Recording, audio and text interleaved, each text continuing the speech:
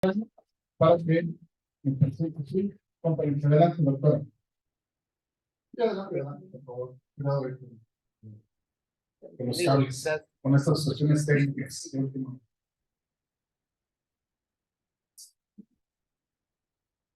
Adelante.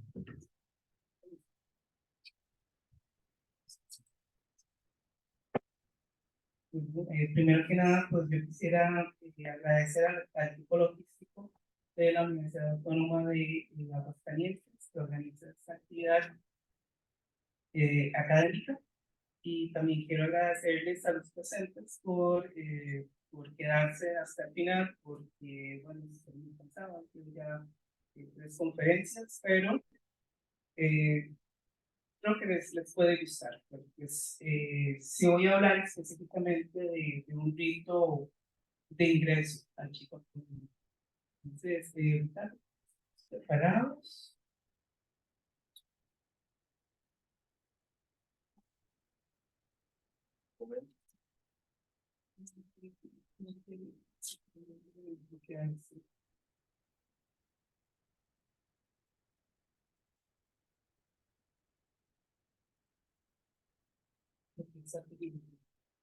Nos quiere.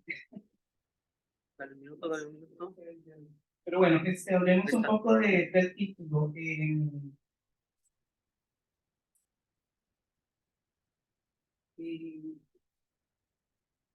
enero de este año, enero y febrero, Ricardo Martínez, presente, que va a estar dando una conferencia mañana, y yo fuimos a Limón a hacer algunas entrevistas con siguientes de migrantes chinos de la región, y nos interesaba en particular hablar con algunas descendientes de una persona que fue presidente de la filial del Chico de Limón.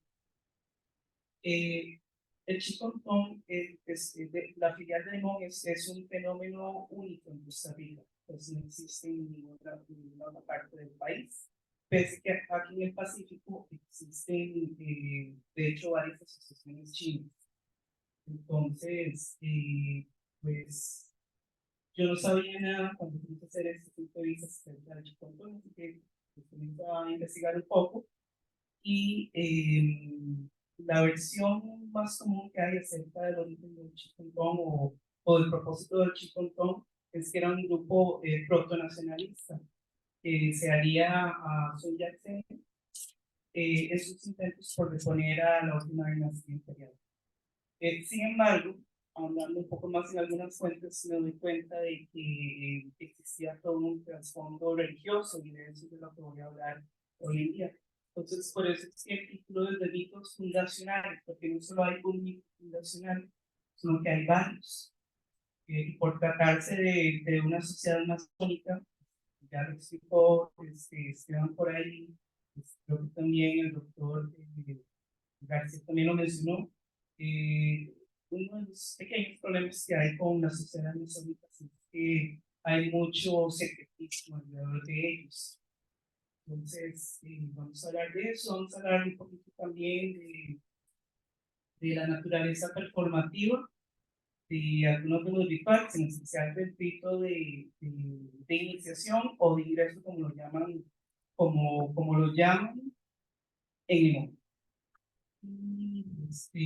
Bueno, tenemos que hablar también de la tríada Tianti Kuei, porque es el ancestro directo del chico. Bueno, finalmente vamos a hablar hoy con visitar énfasis en los ritmos iniciáticos de la sociedad masónica Chicontón, que nos vamos a usar. Entonces, por favor. Okay.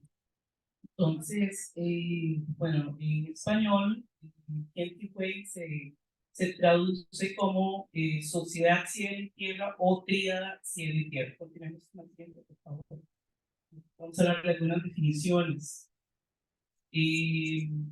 Bueno, Tien significa cielo, Ti significa tierra, y Hui significa sociedad o asociación. Y de hecho, la palabra juez se aplica mucho también a lo que es todas las asociaciones chinas que surgieron en ultramar, por ejemplo. Porque es una tríada si solo está en el cielo y la tierra. porque se da por hecho que el único componente de esa actividad es el ser humano. Y finalmente, el Way se ha estudiado como una forma de expresión religiosa popular. De hecho, algunas personas aducen que es una secta religiosa. También se conoce como una organización fraternal y también como un grupo proto-nacionalista. Continuamos con la siguiente, por favor, Ricardo. Ok. Bueno, cuando hablamos de los mitos, el sonido está mejor. Cuando hablamos de los mitos de fundación del Tianti Way, tenemos que hablar de tres grupos de estudiosos. Entonces, el primero lo constituyen los historiadores de la China republicana. Entonces, ellos dicen que la fundación de Tianti Way data de 1674, durante la era del primer emperador de la dinastía Qing, el emperador Kangxi. Se dice que él reclutó a un grupo de monjes guerreros, monjes que sabían de artes marciales, del templo Xiulan, de la provincia de Fujian, para que lo ayudaran a contener a las hordas mongolas.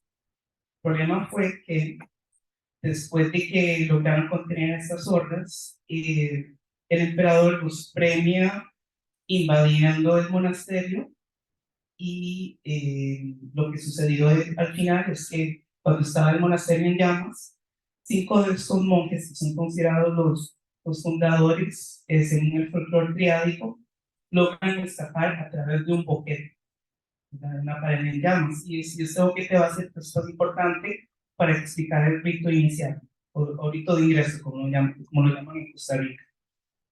Estos 5 monjes se unen a 5 líderes rebeldes que son son llamados los segundos ancestros. En realidad hay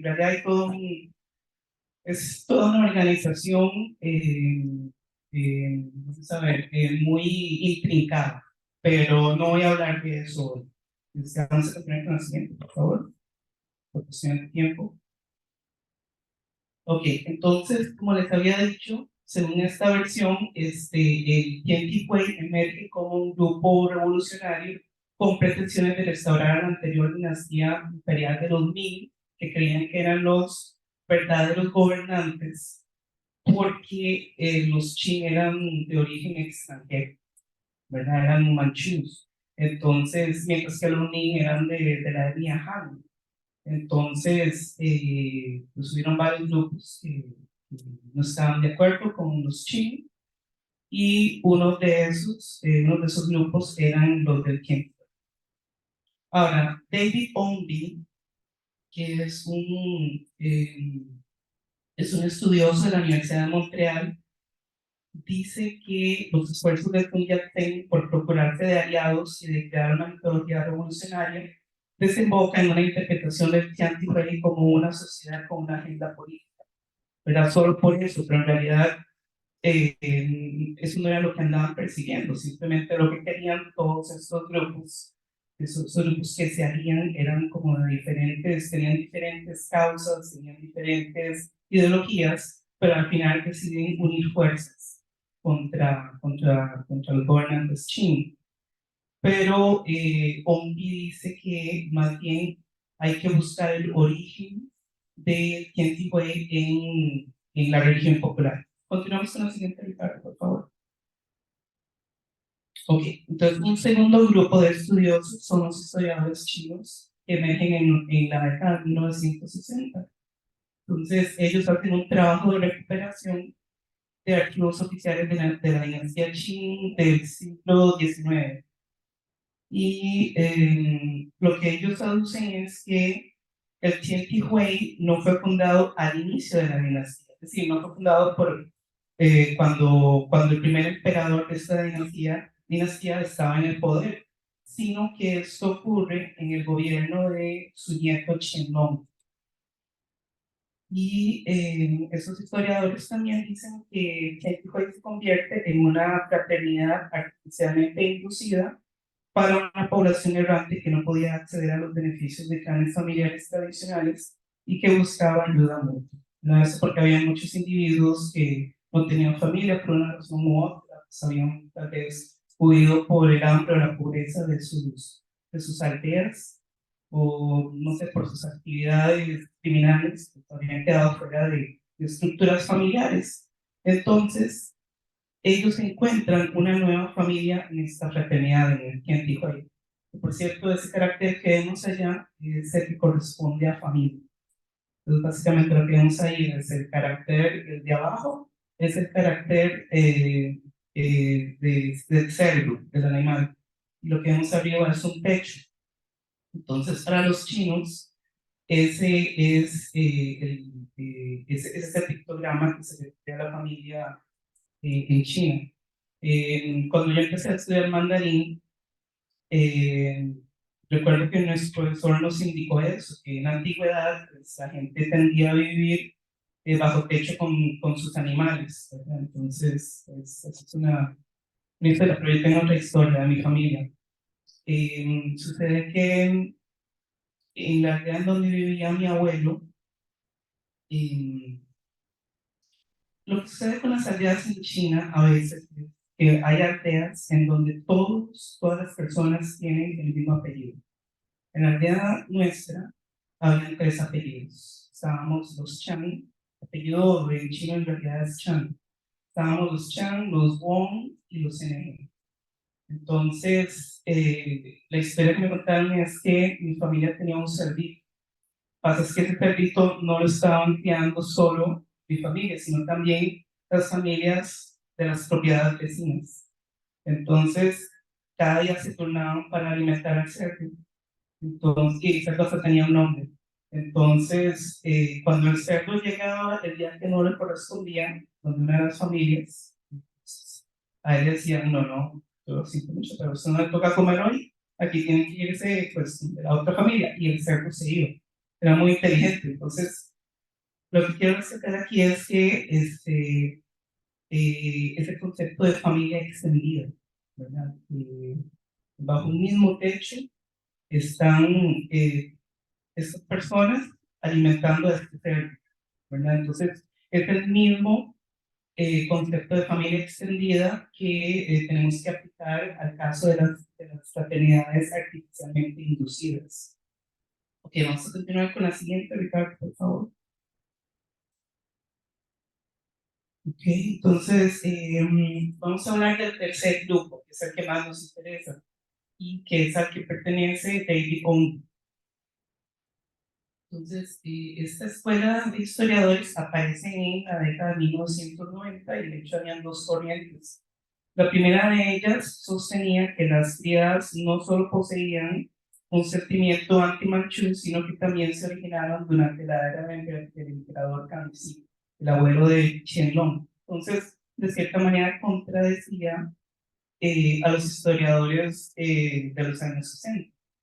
Y la otra, que es la más importante para efectos de esta conferencia, sostenía que existía un vacío que no logra explicar los elaborados rituales de las sociedades secretas que derivaron del Tiantihui, un vacío que al parecer el componente religioso sí logra dilucidar, ¿verdad? Entonces, eh, Omri, entre otras personas, se pregunta qué era qué era lo que atraía a estas personas a una sociedad como el Tiantihui cuando era muy peligroso pertenecer a estas sociedades. O sea, no solo porque tenían un juramento secreto y aquellas personas que rompían el juramento pues podían, recibían castigos muy severos hasta la muerte.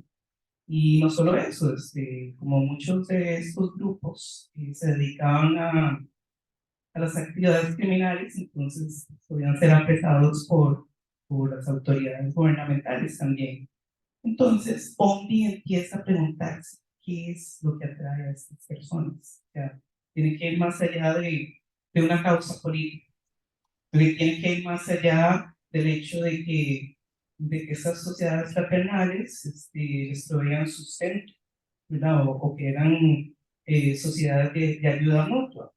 Entonces, vamos a encontrar la respuesta en el trasfondo religioso. Entonces, vamos a la siguiente. Entonces, Ombi dice en este artículo que el atractivo de las sociedades secretas es más fácil de comprender si reconocemos los atributos religiosos del Tianqi Wei, el cual prometía acceso a los mismos poderes sobrenaturales o similares que otras variantes de religión popular en China. Entonces, era el solo hecho de creerse de que ellos iban a poder derrotar a todos los enemigos en su camino, lo que les daba ese poder. Entonces, él sostiene que ese era en realidad el atractivo del Tianqi Wei. Okay, vamos a continuar con la siguiente, Ricardo, por favor. Entonces, aquí tenemos que hablar un poquito acerca de la teoría sobre religión de C.K. Yang, que es un sociólogo chino. Continuamos. Entonces, basado en sus ideas de la religión difusa y la religión institucional, algunos estudiosos que aparecen más tarde y que estudian esta teoría de religión difusa y religión institucional, es que Yang proponen la teoría de difusión institucional. Entonces, bueno, la cosa con C.K. Yang es que él estudia en los años 1960 en Estados Unidos. Entonces, él se encuentra con un enfoque funcionalista que es de cierta manera comparativo, que le permite comparar diversas instituciones en la sociedad china y determinar que existen ciertos paralelismos que explican, por ejemplo, por qué algunas prácticas podrían considerarse religiosas en otras sociedades, bueno, tienen un trasfondo religioso, pero a la vez tienen tienen una intención secular. Vamos a ver. Sí. Bien, el tejido social chino consiste de elementos interrelacionados que se perciben en las relaciones económicas, familiares, comunales, espirituales, sociales y estatales. Dichas relaciones pueden propiciar la transversalidad de un mismo conjunto de normas, valores, prácticas a lo largo de varias instituciones sociales. Entonces, por ejemplo, bueno, saben, muchos de ustedes deben saber que el concepto de familia es muy importante en la sociedad china. Entonces vamos a ver replicada esa estructura familiar a lo largo de varias instituciones. O sea, no solo en la familia en sí misma, sino también en los linajes, en los clanes familiares. La vamos a ver también a nivel estatal. Y también se va a reproducir en asociaciones de ayuda mutua, en hermandades, en gremios comerciales, cultos religiosos y otras instituciones de la sociedad china. Entonces, por eso es que, digamos, para mí, ya no para mí, sino para mí, esta teoría de difusión institucional es lo que explica por qué algunas personas no vieron que en realidad había un trasfondo religioso, ¿verdad? De este origen de la criada sociedad, de la sociedad tierra islámica. Ok, vamos a ver qué más. Okay, continuamos con la siguiente, por favor, Ricardo. Entonces, ¿qué es lo que dice C.K. Yang acerca de la religión institucional y la religión difusa? Bueno, para empezar, ¿por qué él concibe a ver, esta idea de que hay una religión institucional y de que hay una diferencia entre la religión institucional y la religión difusa en China? Pues porque cuando él llega a Estados Unidos en los años 60, se encuentra con que no solo en Occidente, sino también en China misma, muchas personas decían que en realidad los chinos no tenían religión y él no estaba de acuerdo con eso. Entonces, él toma este concepto de difusión institucional de otro sociólogo y lo aplica a la religión en China. Entonces, básicamente la religión institucional tiene una teología, formas de culto y estructura organizativa que están separadas de otras instituciones sociales. Entonces, por ejemplo, las religiones estatales como el budismo y como el taoísmo en su momento se consideraron religiones institucionales. Sin embargo, ¿qué pasa con las religiones populares, con los cultos religiosos populares en China? Que hay un montón.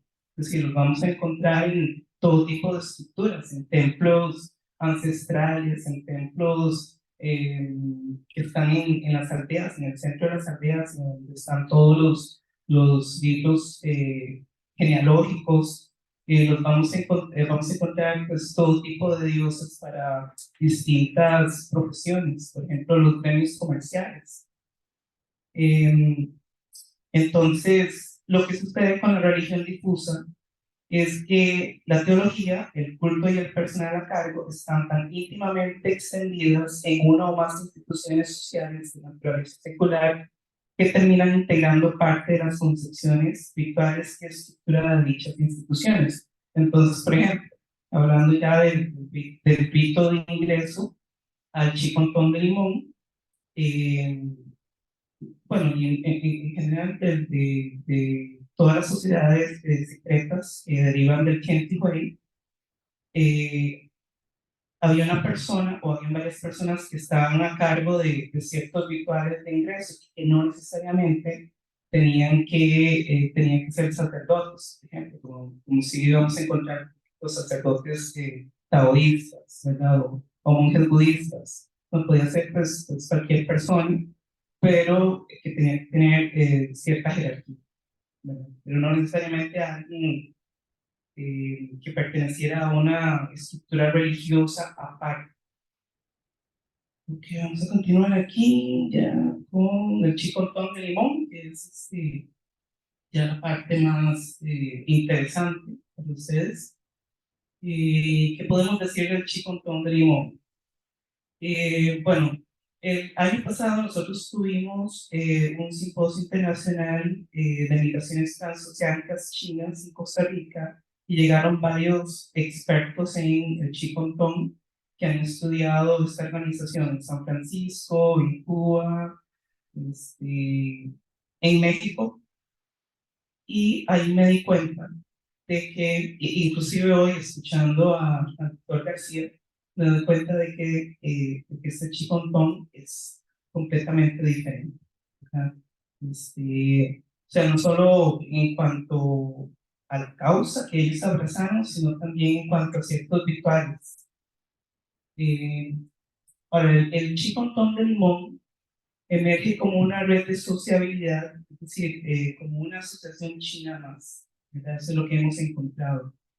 En ese momento habían, en 1920, según la evidencia que hemos recolectado, había por lo menos dos redes de sociabilidad más, es decir, dos asociaciones chinas más en Limón. Entonces, está, por ejemplo, la Asociación China de Limón, que es como la, como la red más grande, ¿verdad? Y ya a partir de ahí, pues hay personas que además de pertenecer a esta Asociación China de Limón, pues pertenecen a, por ejemplo, a Chicontón, o pueden pertenecer al Comitán, o inclusive habían dos asociaciones familiares, ¿verdad? Porque por lo menos de la región de donde ellos venían, habían aldeas en donde todas las personas se apellidaban NG o Chin. Entonces, los que llegaron a Limón, la gran mayoría eran de las familias NG o Chin. Entonces, posteriormente, esos clanes familiares se forman. Entonces, en un lugar que no es muy grande, en realidad, o sea, Limón es, qué sé yo, ponle 10 cuadras por 10 cuadras. Y habían 5 asociaciones chinas. Entonces, es en realidad algo muy interesante. Si vamos al Pacífico, había una sola asociación china, ¿verdad? Que cubría inclusive 2 provincias. ¿Verdad? Y hoy en día ya sí se han ramificado, pero en ese momento era una sola asociación, mientras que en Limón vemos algún tipo de división, pero bueno, no voy a hablar de eso. Ok, ¿qué tengo que decir de aquí? Ah, bueno, sí, la mayoría de los chinos que emigraron a Limón en ese entonces venían de la región de los Cuatro Condados, o sea, de la región de Entin, mientras que los que llegan al Pacífico son diferentes, ellos vienen de la región de Yongsan. Mi familia, de hecho, viene de la región de Yongsan. Entonces, siempre ha habido una diferencia muy marcada entre los chinos, o la mayoría de los chinos que pueblan las comunidades chinas del Pacífico, o chinos costarricenses del Pacífico, y los chinos que pueblan las comunidades chino-costarricenses del Caribe. Ok, vamos a continuar con. Ah, bueno, no, otra cosa que decía, sí.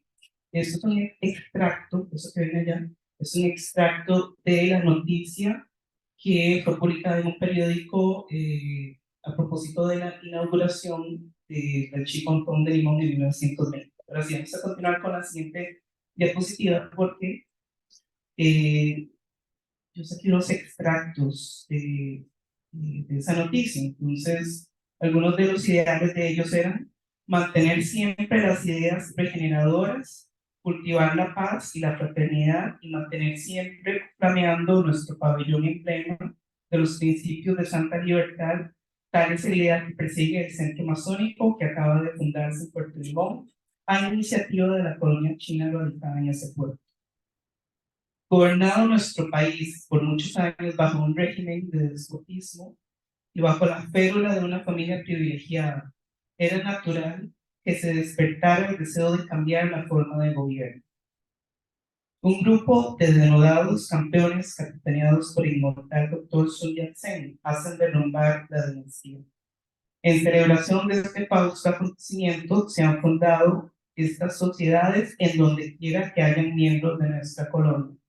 Y la fecha es 12 de septiembre de 1920, lo cual es un poquito anacrónico considerando que la República de China se funda en 1911. Entonces ya las luchas contra los chinos habían concluido pues, 9 años antes, ¿verdad?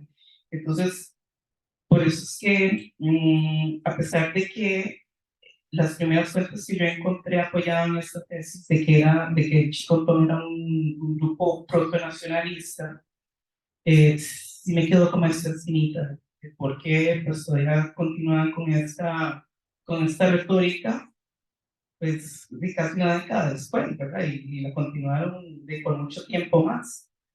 Entonces, por eso es que cuando encontré la fuente de ONDI, fue en realidad muy interesante, porque ya me permitió establecer paralelismos entre lo que está sucediendo con el rito de ingreso en Chicontón de Limón y con el rito iniciático ideal.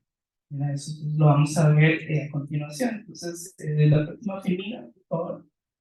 Okay. Entonces, vamos a ver a continuación esta tabla comparativa del rito de iniciación y el rito de ingreso. Ok, entonces ahora necesito, Ricardo, que nos lleves al documento de Word.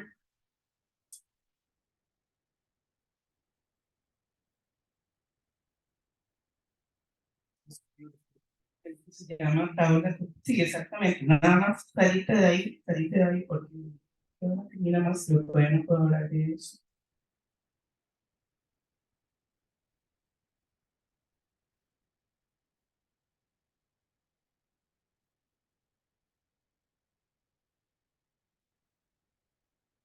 Ok, ahí está. Entonces, bueno, nos fijamos en la tabla comparativa número 1. Pues mejor que vamos a hacer aquí. Se me volvió a pegar el área. Entonces, ay, pero no sé si me están viendo los que están viéndonos por la transmisión de Zoom, ¿verdad? Por cierto, un saludo a Freddy.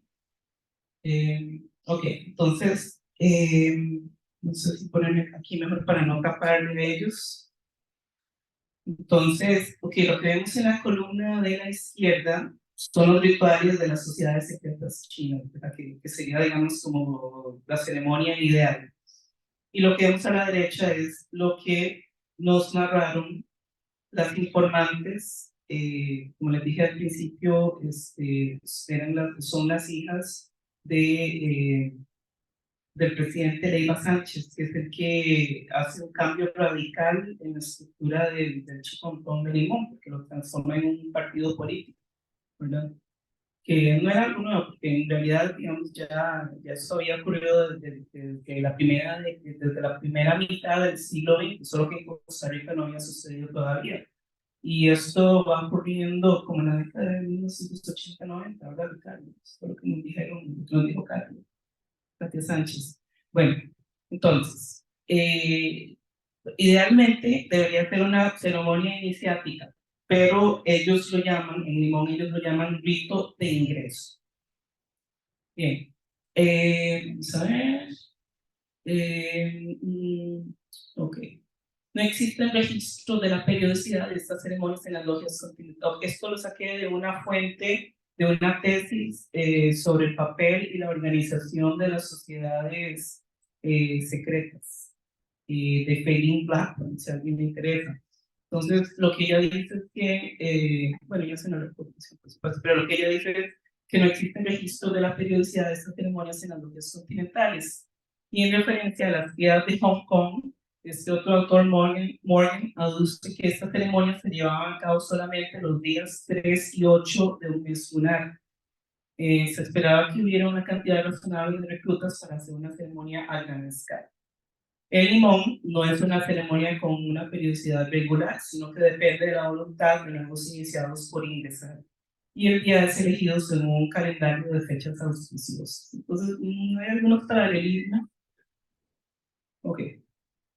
Ok, idealmente es un proceso de patrocinio de reclutas y posterior revisión de su elegibilidad. Es decir, se les llama reclutas, guerreros, ¿verdad? Es que están enfrascados en una guerra contra el enemigo, ¿verdad? Dependiendo de la causa que ellos escojan.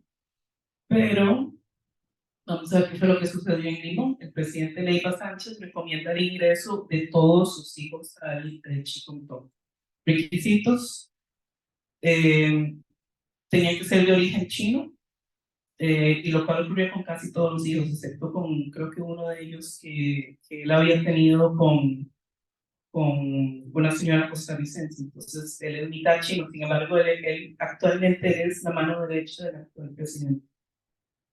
Tenían que haber expresado el deseo de ingresar a la orden y también tenían que haber sido aceptados por las autoridades de la filial. Entonces, digamos, no es que cualquiera entra, ¿verdad? Aún hoy en día. Ellos hablaron también de actividades previas que se llevaron a cabo durante el rito, como por ejemplo encender varillas de incienso, explotar petardos para ahuyentar a los malos espíritus y una danza de león, pero eso sí, dentro del local de ellos, que es propio. En la literatura no encontré nada similar, pero debe haber, pero digamos, Feiling Blackburn no lo menciona. Bueno, durante la ceremonia tiene que haber un recuento del mito de origen de la hermandad, en el que se alude a la causa que generó la promesa de los monjes fugitivos de restaurar a los gobernantes Ming de origen Han y por lo tanto los auténticos gobernantes según su lógica en el trono imperial. Eh, las informantes no hacen alusión a eso, ¿verdad? Lo que yo pienso es que probablemente sí se hizo de una manera muy sucinta, pero en chino, ¿verdad? Pero ellas no tenían por qué saberlo, y probablemente no lo comprendieron, ¿verdad? Por el lenguaje que ellos utilizaron, y eso que ellos sí hablan chino, pero es que hay diferentes tipos de discurso en cantonés, ¿verdad? Inclusive, por ejemplo, escuchar las noticias es algo muy, ¿verdad? Entonces, en chino, entonces, probablemente sí se hizo, pero ellos no lo entendieron. Ok, a continuación, los reclutas, idealmente vistiendo algún tipo de indumentaria ceremonial, deberían marchar por el salón recitando los versos mientras sujetaban un bastón. Y ellos también tenían que pasar por un puente. Ok, ¿cómo me pongo por aquí? ¿Qué estaba diciendo yo? Bueno, sí.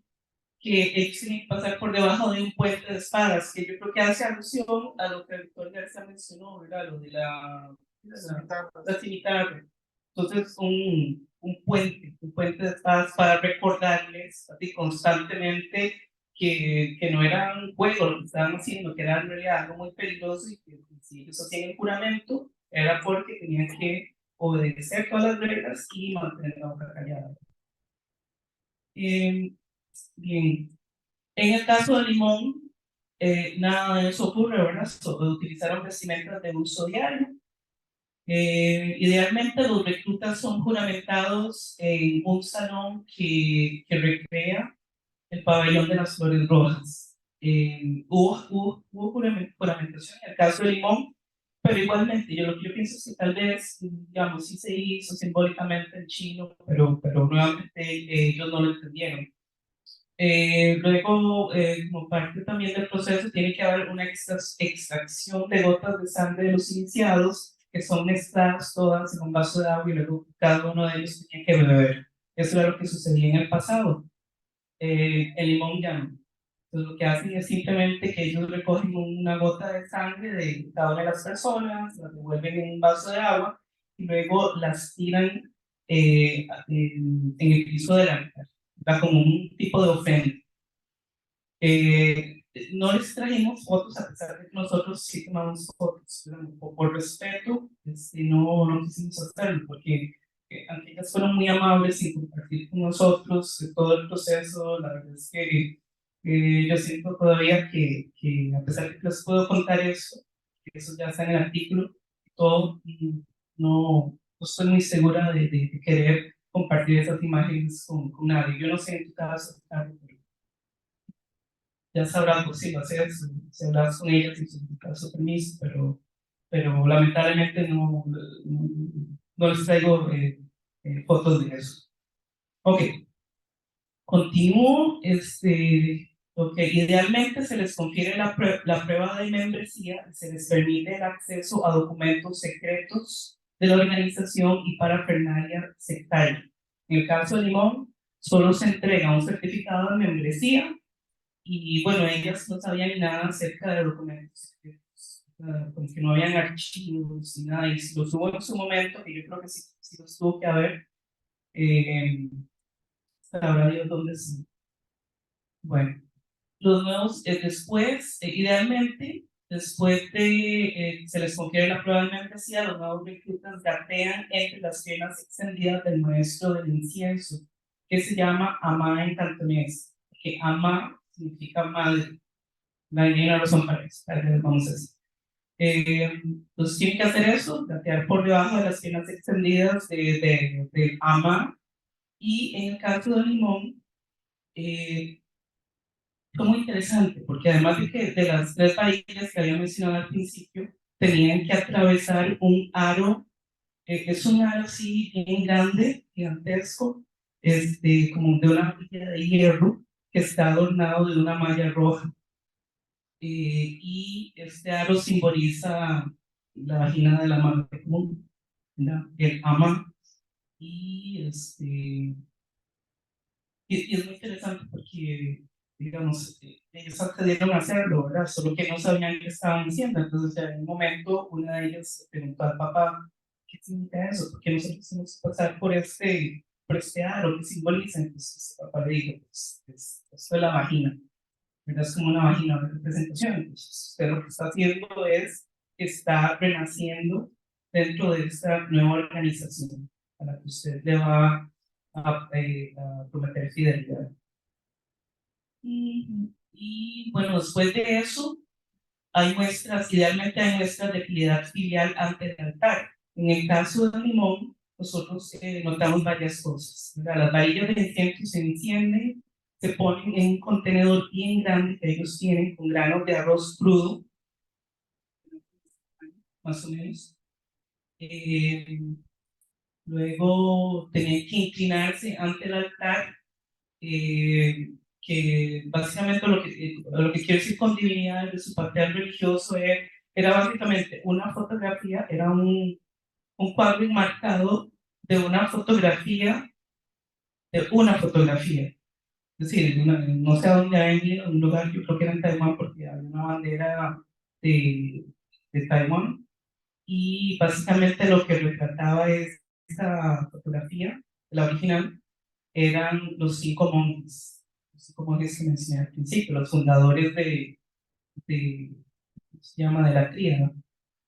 Y después de eso, bueno, en el altar tenía que haber ofrendas de incienso, lechón asado, una gallina entera blanca, es decir, está cocinada, lo que pasa es que no tiene color, entonces hay gente que no le gusta comerlo porque da la impresión de que está crudo, pero eso es lo tradicional, eso es lo tradicional. A veces son gallinas con la cabeza, sí, gallinas enteras. Frutas, normalmente ellos lo que ponen son naranjas, mandarinas y licor para sus divinidades. Entonces, habían cinco vasitos pequeños, entonces tenían que llenarlas todas y iba claro, una para cada uno de los fundadores del Tiempo. Y idealmente tiene que haber un banquete comunal que puede durar varios días, pero en el caso de Limón, es simplemente un banquete ese mismo día en el salón comunal, en el mismo salón donde ellos realizan la ceremonia, pero idealmente debería ser un recinto bien grande que recree varios ambientes. Mira, necesito que vayas otra vez a la última diapositiva de la presentación, que ahora sí tenemos que hablar un poquito del tema de la performatividad y así poder ver la segunda tabla. Y ya con esto concluimos. Bueno, no solo este autor, Paul Cheung, sino también Payne Blackburn, arguyen que los rituales iniciáticos del Qigong Kong poseen un aura de performatividad, de modo que ciertas expresiones, al ser imaginadas, transforman la realidad. Es decir, dichas acciones, los cuerpos que las representan, se vuelven performativos porque dan vida a actos primigenios y personajes de otras épocas y latitudes que traspasan las barreras materiales cuando se replican una y otra vez. Entonces, este acto primigenio que les contaba al principio, que los 5 monjes, los fundadores de la tríada, tuvieron que huir a través de un boquete, una tabla en llamas. Entonces, este boquete es este aro que les estaba mencionando. Son las piernas extendidas del maestro del incienso, de Ama, ¿verdad? Entonces, pues cada vez que se hace esta acción, se recrea, se vuelve eh, al, al momento primigenio, ¿verdad? Entonces se recrea ese mito de fundación una y otra vez, ¿verdad? Entonces, por eso es que yo lo que digo es, en el caso de, podemos volver a la tabla, que en el caso del ritual de ingreso del Chicontón, no importa si los reclutas, si los hijos de Felipa Sánchez no sabían completamente qué estaban haciendo, porque, es decir, ellos lo deseaban con todo su corazón, ¿verdad? Entonces, de cierta manera, lo están haciendo por respeto a su padre, por darle continuidad a la organización. Entonces, eso yo creo que es tan válido como saber y escuchar toda la narrativa que involucra este rito, ¿verdad? Ok, estamos ya en la tabla número 2, ¿verdad? Ok, ok. Entonces, hablemos ahora de lo que es la performatividad. Entonces, nuevamente, recuerden, esto es el chico con limón y esto es de las iniciaciones ideales. Entonces, idealmente, tenían que hacerse iniciaciones a larga escala, o sea, grupos grandísimos de reclutas.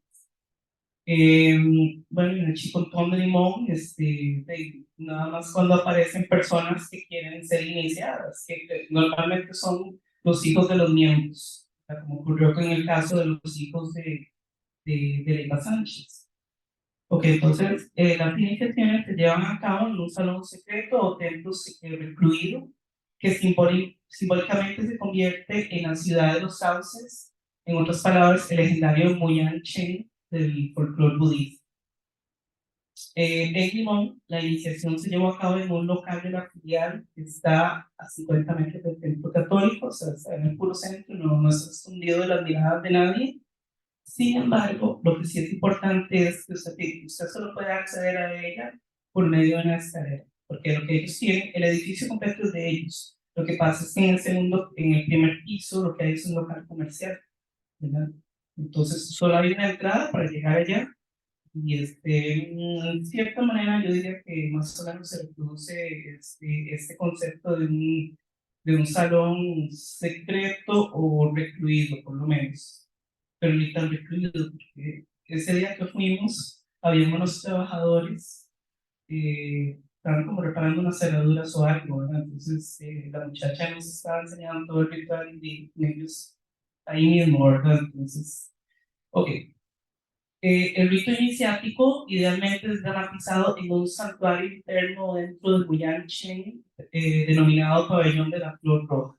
Ya comenzamos a ver ahí todas las divisiones como para simbólicamente hacer un recorrido, ¿verdad? Entonces recuerden que al principio les hablé del puente de las espadas. Entonces van recorriendo todas estas pruebas, tienen que ir pasándolas.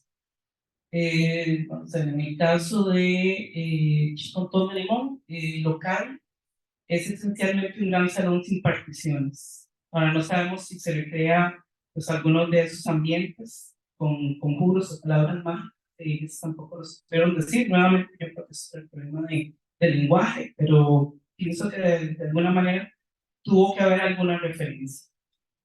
Ok, el ritual idealmente se divide en tres partes. Primero, dramatización del mito de origen, denominado actuar o mirar la función según la óptica de los actores o de los espectadores. Esa es la primera parte. Después, los reclutas son juramentados en el pabellón de las flores rojas, se les concede la prueba de membresía y se les permite el acceso a documentos secretos y parafernalias. Y finalmente, los festines y más representaciones para enfatizar el mensaje a lo largo de varios días. Pero en el caso de Limón, no hay conciencia de que haya una división tan demarcada. O sea, ellas sí nos hablaron de que habían varios pasos, pero ellas no, digamos, no tenían conciencia de que tenían que haber esas tres partes. Probablemente las subieron nuevamente, pero por lo menos lo que ellas nos contaron no nos dice mucho. Ok, entonces no hay necesariamente una dramatización del mito como tal, sino no se actúa con tanta parafernalia, tanto dramatismo, ¿verdad? Pero se hace, sí se hace, ¿verdad? Después pasa por el aro, que eso para mí es la parte más performativa, ¿verdad? Inclusive más que pasar por debajo de las piernas del maestro del incienso. Y finalmente el banquete comunal tiene que tener estas ofrendas. Y con respecto a al vestuario, idealmente los reclutas tienen que estar limpios antes de ingresar, tienen que incluir el par de sandalias de paja, que es uno de los objetos mágicos que posibilitaron la vida de los monjes. Cuando ellos salieron del boquete, se encontraron con un montón en inglés dice grass, es como pasto. Entonces, ese pasto se convierte como en o sea, como en una tabla que les permite huir, ¿verdad? Entonces, por eso es esta alusión a las sandalias de paja o de paja seca ¿cómo se llama esto? De pasto seco. Y tenían también que atarse un retazo de tela roja en la cabeza, que es una referencia a uno de los nombres que después adopta el Kenticoy, que es los Hongmen. Y es que Hong en chino significa rojo. Entonces hay una referencia a eso. Pero ellas, y no solo ellas, porque nosotros entrevistamos a otras personas y, o sea, decíamos así, en lenguaje bien sencillo, como, ¿usted alguna vez los vio diciendo ropas raras? Y nos decían, no, ropa así común y corriente. Entonces, digamos, como ese tipo de vestimentas que hemos observado en fotografías de logias masónicas, nada de eso. Entonces, básicamente eso es lo que les quería comentar acerca de lo que nosotros encontramos en Limón. Entonces, les agradezco mucho y creo que ya están como un poco cansados, así que pues podemos finalizar.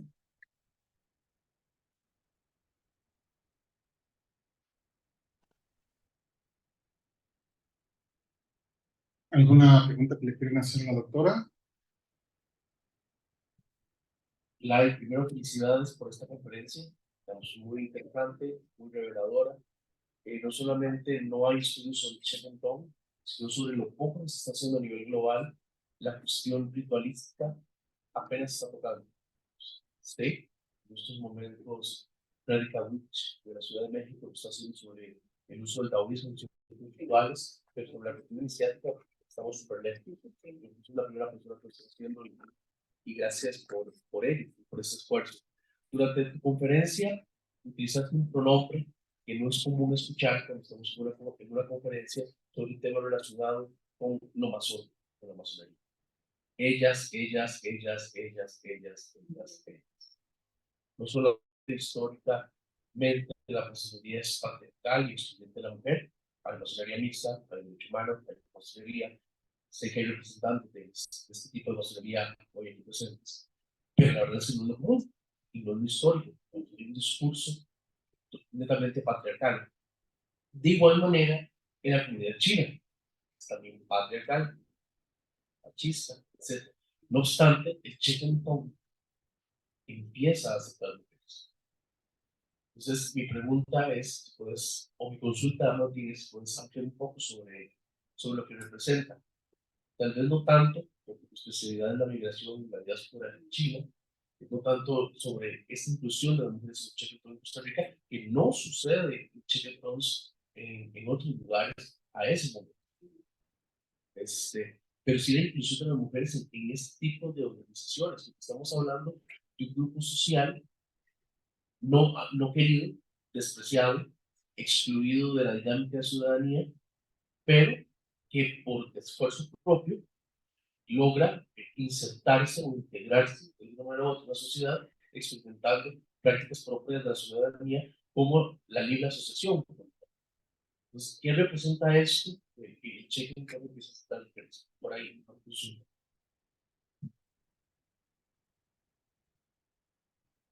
Pues muchas gracias, Ricardo. Vos estuviste ahí, creo que viste la importancia de tener que ahondar un poquito más en esta filial del Chicontón, que es única, la única que tenemos en el país. Con respecto a tu pregunta, creo que la respuesta va un poquito más hacia el público, porque vos estabas ahí también escuchando una de estas cosas. Bueno, démosle periodicidad a esta ceremonia de ingreso, por medio de la cual las hijas de Leiva Sánchez ingresan al Chicontón. La mayor de ellas nació en 1970. Entonces, este deseo del padre de ellas va surgiendo con el nuevo siglo. Entonces, a principios de los años 2000. Lo interesante es que ya desde la generación anterior ya comenzamos a ver pisos digamos, de esta inclusión de las mujeres, porque ellos nos contaban que la madre de ellas fue muy importante para la organización. Es decir, y más que todo para la transición que se da de sociedad masónica Chicón a partido Chicón de China. Porque cuando personas, esos políticos en China, los comienzan a contactar, la que sabía mandarín era la señora, era la esposa de Leiva Sánchez. La Leiva Sánchez solo hablaba cantonés y probablemente su dialecto regional. Entonces, la señora fue fundamental para que esos políticos le pusieran atención a Chicontón, Costa Rica. Entonces, ya desde ese momento, yo creo que ella se convierte en una inspiración para las hijas, porque y a pesar de que el padre quería que todos los hijos formaran parte de la organización, ellas podrían haberse negado, pero no lo hicieron, no lo hicieron y ellas continúan llevando el legado de él hasta el final. Entonces es algo muy interesante, ¿verdad? Sin embargo, hay otros antecedentes en la comunidad china de Mo, porque a pesar de que la mayoría de los presidentes de la Asociación China de Mo han sido hombres, hubo una señora, Juanita Lida Con, o Juanita Bunda Con, bueno, Juanita Dacon. Ella estuvo por mucho tiempo al frente de la asociación y realizó grandes transformaciones. Entonces, yo creo que es un movimiento dentro de la comunidad china del Limón mismo, ¿verdad? Que, como decís, es muy machista, ¿verdad? Pero, pero yo diría que es algo también que va surgiendo conforme va entrando el siglo XXI, ¿verdad? Entonces, no sabemos qué va a suceder en el futuro, ¿verdad? Porque, eh, los que están a cargo en estos momentos son el presidente, el actual presidente, que es de origen chino, y la mano derecha de él, que es Eduardo Sánchez, uno de los hijos de Eva Sánchez, ¿verdad? Sin embargo, las hijas, tanto Karina como Katia, son parte de la junta directiva, ¿verdad? Y ellas son las que llevan la batuta en Limón, porque el Chico Tom, el Chico se trasladó a San José y Cartago, que están localizados como en el centro del país, ¿verdad? Mientras que Limón está en la costa caribeña. Entonces ellas tienen cierto liderazgo. Solo que no sabemos qué va a suceder con las generaciones que le siguen a él. Esa es una cosa que nos preguntamos. Bueno, muchas gracias. Parece que Freddy Kawich tiene preguntas en el chat. Te paso el micrófono para que las leas. De hecho, te voy a lanzar dos grupos de preguntas. Okay. Primero, nuestro amigo Víctor Yuen Lau, presidente de la comunidad chino descendiente de Baja California Sur y de la Asociación Internacional de Yuen Lao Tong, pregunta lo siguiente: ¿qué tanto se sabe del origen, organización y vinculación del Chechen Tong con la Asociación Unión Fraternal China, la cual se desenvolvió durante la campaña antichinista en México y si igualmente funcionó en otros países? Y si no fue el Chechen Tong, agrego yo, con alguna otra asociación china. Y ya ahorita paso la pregunta de Pedro. Está. Bueno, a ver. Bueno, Víctor, muchísimas gracias. Muchas gracias por estar no solo aquí presente, sino por esta pregunta. Pero por el momento, bueno, yo por lo menos no he explicado nada acerca de eso, pero porque no había pensado en esa conexión. Sin embargo, creo que sería muy importante tratar de buscar nexos. ¿Cómo se llama la organización? La Unión Fraternal China. Asociación Unión Fraternal China. Ok. Eh, si fue una organización que también existió, por ejemplo, en San Francisco, habría que buscar fuentes en inglés. Podría empezar por ahí para ver si de cierta manera encontramos nexos. Pero eh, creo que es una pregunta muy buena, Víctor, porque nuevamente yo no había pensado en eso, pero creo que puedo redirigir un poco la búsqueda en ese sentido.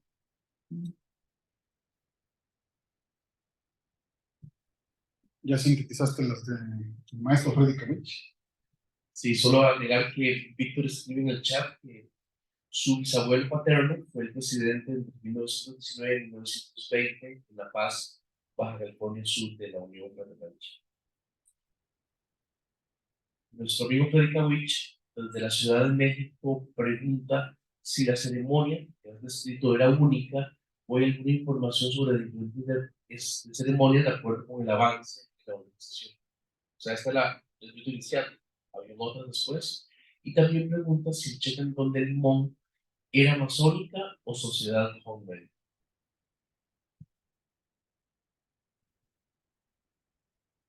La segunda pregunta es más fácil de contestar, sociedad masónica. Es decir, y de ahí saltaron a, es que tuvieron un cambio de nombre, solo que ahora no me acuerdo, no era Hongen, el Nichitan, nada de eso, ¿verdad? Y después el nombre que tuvieron fue el de Chikung Party, ¿verdad? Y la primera pregunta era con relación al ritual en Limón, o está hablando como de otras filiales. Ah, que sí, sí, Limón. Hay más rituales que más. Ok, no, esta fue la única que vieron, pero habría que buscar otras personas que hayan sido iniciadas en el siglo XXI, ¿verdad? Porque es que tampoco les preguntamos mucho acerca de eso, ¿no? Pero ahí tenemos el contacto, así que lo que podemos hacer es preguntarles si hubo nuevos ingresos, si ellos estuvieron presentes, si ellos continuaron en la misma dinámica, pero desechables, es un árbol que tienen ahí, de un material bastante sólido, ¿cómo se llama? Y que ellas guardan en un cuarto especial. Entonces, yo sí diría que ese ritual tiene que mantenerse, así o sea, como tuvieron que haberlo hecho, no voy a decir que desde el principio, porque ni ellas lo saben siquiera, ni ellos lo sabían. Y tampoco nos ha sido muy difícil encontrar personas eh, eh, o descendientes de esas personas que aparecen en las listas que hemos encontrado en el periódico o en las listas que se encontró Ricardo en el Archivo Nacional, ¿verdad? Y hay una razón para eso, una razón para eso. El problema con Limón, ¿verdad? Al contrario de Punta Arenas, es que como es parte del Gran Caribe, pues había mucha migra. Era simplemente una zona de contacto, entonces nos ha sido difícil, no solo con los chicontón, sino con otros chinos, seguirles el rastro, porque de repente desaparecen. Entonces, por eso es que no podemos asegurar que ese sea un ritual que, eh, o sea, que se dio de esa manera desde el principio. Mm, Lamentablemente. ¿Alguna pregunta en el público presente? Ya no hay preguntas en el chat. Ricardo, sino para ir cerrando y agradeciendo. ¿Sí? ¿Hay una pregunta más? No. Un dato. Un dato. Bueno, un dato. Un dato que nos envía Yuen, para que quede, se está grabando todo. Y eso quiere agregarle que esta sociedad, la Unión Fraternal China, se creó y se controlaba desde el Chicanton como una asociación civil para la protección de la colonia china en general.